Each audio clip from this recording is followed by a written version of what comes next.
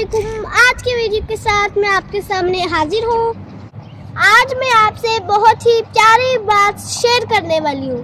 جانتے ہیں کہ گرمی بہت زیادہ ہے، جس میں ہم لوگوں کو سب سے زیادہ جس چیز کی ضرورت پڑتی ہے وہ ہے پانی۔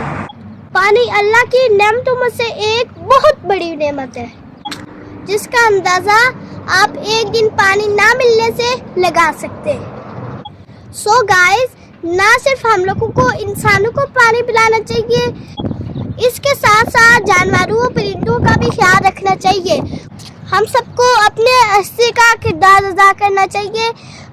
تو گائز، جو میں ابھی آپ کو چیز دکھانے لگی ہوں وہ مجھے بہت پسند آئی ہے۔